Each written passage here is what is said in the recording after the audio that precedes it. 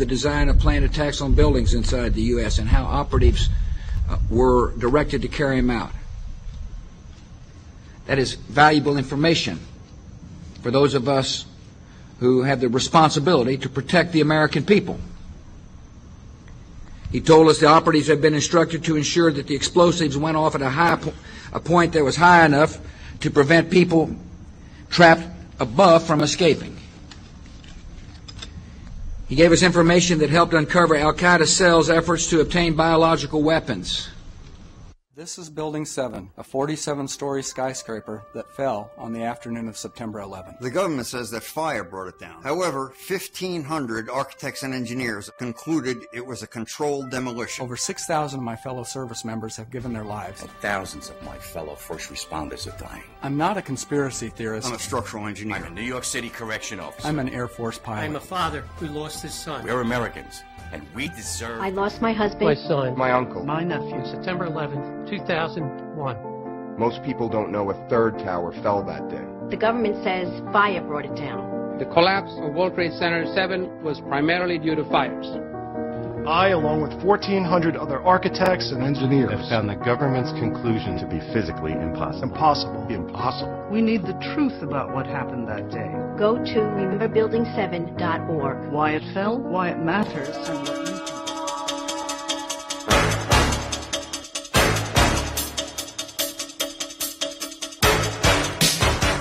A disciple called Nicodemus of Bethany was in reality the son of Nicomedes IV of Bithynia. Joseph of Arimathea was in reality Joseph of Judea, an extremely wealthy tin merchant and descendant of King Zedekiah and Mattathias. The Virgin Mary of Bethany was in reality Mary of Bithynia and wife of her rich uncle Joseph of Judea.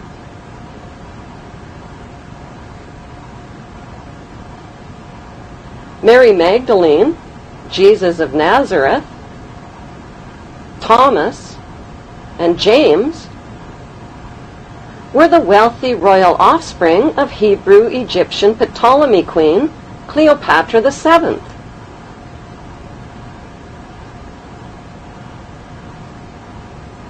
Why did the Bible alter and even omit key historical names and dates? To cover up the real Hebrew identities of the royal ruling families of Egypt and the Holy Roman Empire, whose secret religion was and still is the cult of Amun. Why in the world did first-century Jews living at the time of Jesus threaten to punish by death anyone who dared to copy, sculpt, or draw the face of Jesus and his graven image? What were they afraid of? Were they afraid perhaps he might be recognized for who he really was?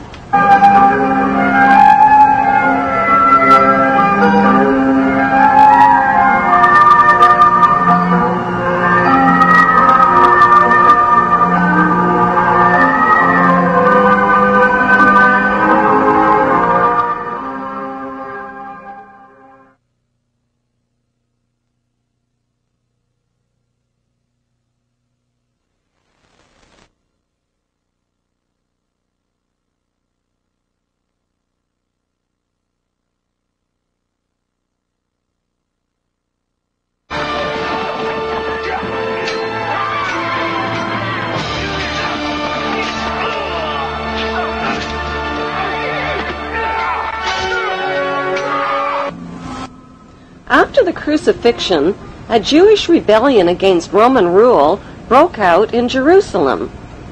The Roman soldiers destroyed Solomon's temple, burned Jerusalem, and eventually renamed the land of Israel Palestine. The Hebrew tribes dispersed from the land of Israel and joined together into a ferocious force of brutal seafaring warriors. They named themselves after their 6 great ancestors, the 6 Hebrew Hyksos kings who once ruled Egypt. The VI in their name, Vikings, is the Roman numeral for 6. 6 kings. Was the largest tribe of Israel and the first to replace the god of Judaism with pagan fertility gods.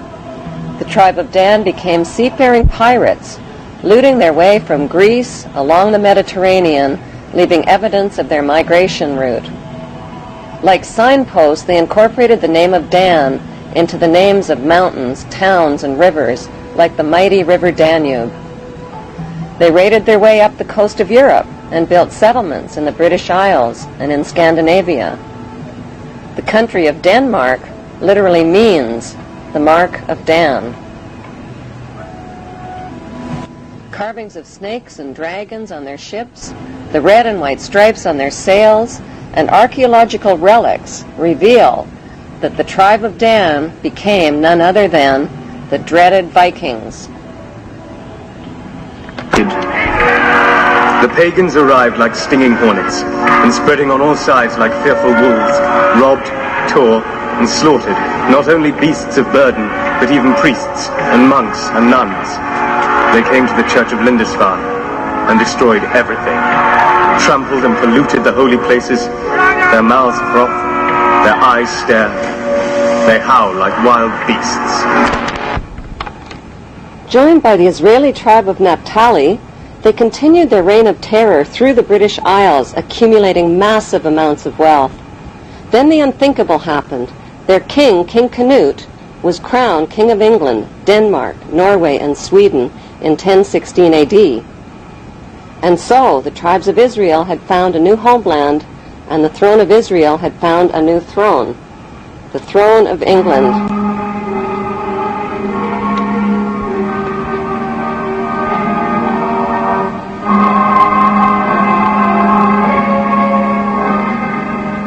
Danish royalty from the tribe of Dan intermarried and became related to almost all of the monarchies of Europe, including Queen Elizabeth of England. The bloodline of the tribe of Dan was firmly established in royal power circles. A unique Viking genetic disease called Dubitraz contracture, causing tightening of the tendons in the hand, give it a claw-like appearance. U.S. President Ronald Reagan and British Prime Minister Margaret Thatcher contracted the Viking genetic disease and are believed to be descendants of the Vikings, and thus descendants of the tribe of Dan.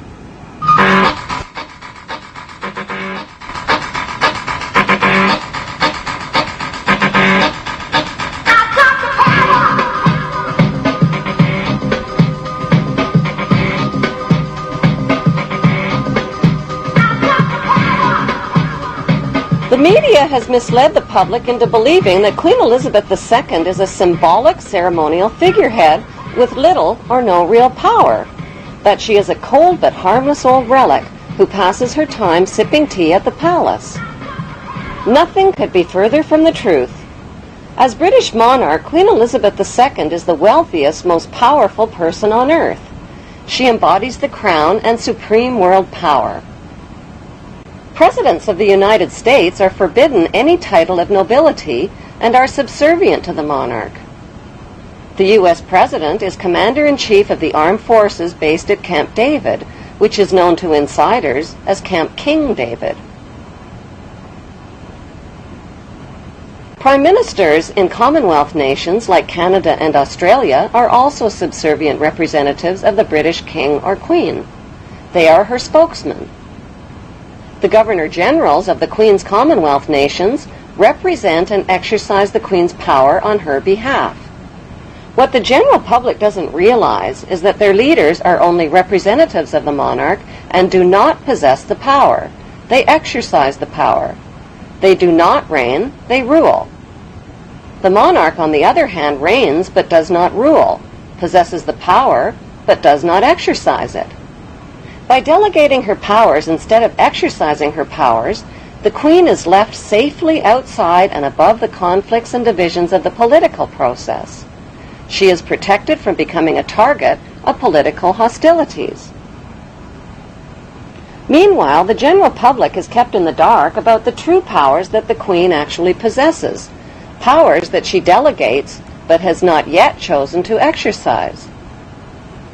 So what exactly are these powers that the Queen possesses but has not chosen to exercise?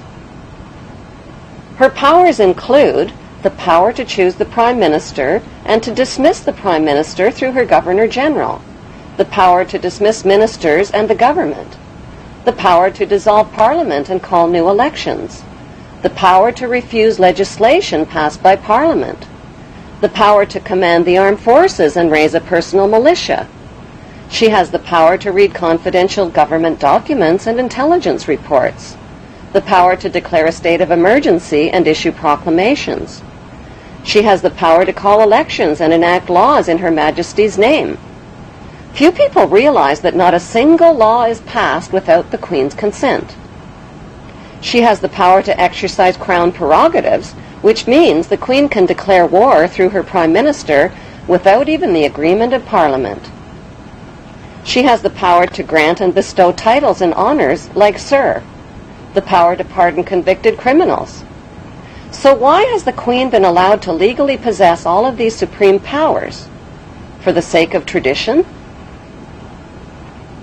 What exactly is the meaning of the term the Crown?